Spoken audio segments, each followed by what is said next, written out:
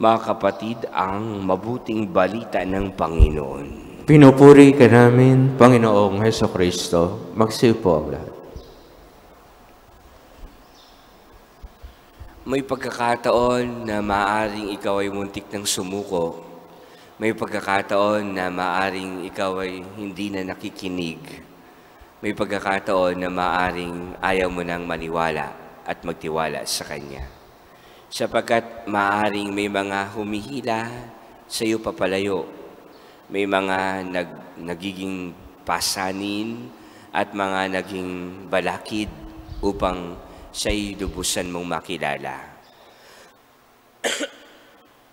Bagkus ay sa mga pagsubok, ikaw ay patuloy na hinihila pababa at inilalayo sa Diyos. Tunay nga na sa ating pananalig sa mahabang panahon at pagkakataon na tayo ay napatunayan ng Diyos, napatunayan din natin sa harap ng Diyos na siya at siya lamang ang sa atin ay magliligtas. Mahalaga na mayroon tayong pananampalataya. Mahalaga na mayroon tayong pagkilala. Mahalaga na lagi tayong tumatawag sa Kanya. Mahalaga na napatunayan din natin na tayo'y pinagaling ng Diyos, iniligtas ng Diyos, at binigyan ng panibagong buhay ng Panginoon. Doon, masigit tayong mayroong pinangahawakan sa ating pananampalataya.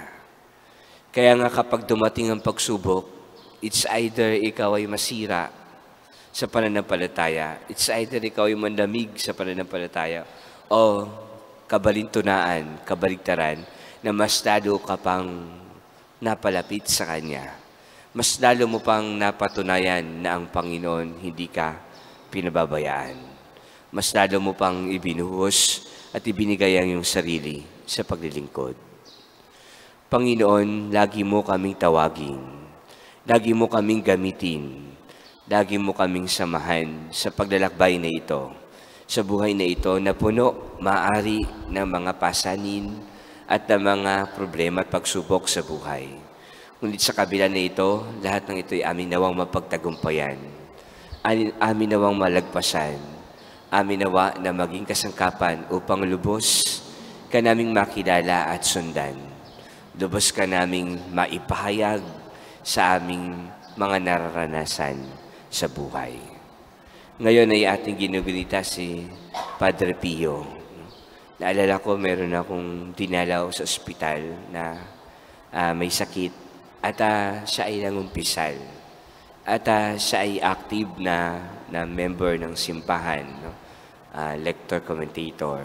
At nung siya ay nasa ospital, nung siya ay nangumpisal, sabi niya na panaginipan daw niya na si Padre Pio. At ito ay hinawakan siya sa kanyang kamay. No? At ang sabi ko pa sa kanya, paano mo nalaman na si Padre Pio yon? Sabi niya kasi yung kamay niya mayroong balot, no? At mayroong stigmata, no? Mayroong sugat. No? At alam kong si Padre Pio yon. Tapos ano pala siya, devotee siya ni Padre Pio. Doon sa ospital, sa loob ng room niya, na mayroong isang maliit na santo, no? Isang dangkal lang ata na image ni Padre Pio.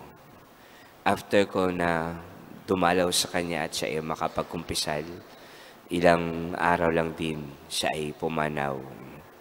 Pero dahil sa kay Padre Pio, yun ang kanyang sinabi sa akin nung siya ay binurol, no? Nung gabi bago siya ilibing, ay bumalik ako sa kanya para siya ay misahan.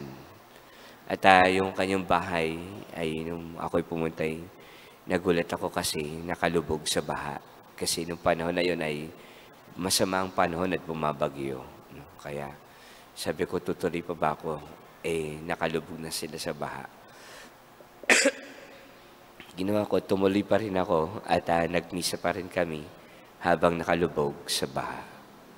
Pero doon sa kapag mayroong misa sa patay, yung gospel na mapapalad, no? Mapalad kayo sa kabila na kayo inuusig, no? Sa kabila na kayo'y nagdadalamhati, no? Pero nandun pa rin ang biyaya ng Diyos.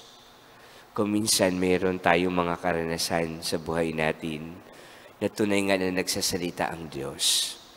Tunay nga na binibigyan tayo ng pagkakataon para ituwid at itama at baguhin ang ating sarili, ang ating mga pagkakamali sa buhay. Pero sa lahat ng iyon, tunay nga na makita natin lagi yung daan, pabalik sa Diyos, papalapit sa Diyos, hindi papalayo at hindi pa wala sa Kanya. Kaya nawa sa ating sama-samang panalangin, lagi na ihasik ng Diyos sa atin ang binhi ng pananampalataya. At sana tayo rin ay maging tagapaghasik ng binhing ito sa pamamagitan ng pagpapahayag ng Kanyang salita. Higit sa lahat sa ating magawa, sa ating halimbawa, sa ating magandang pakikitungo sa ating kapwa.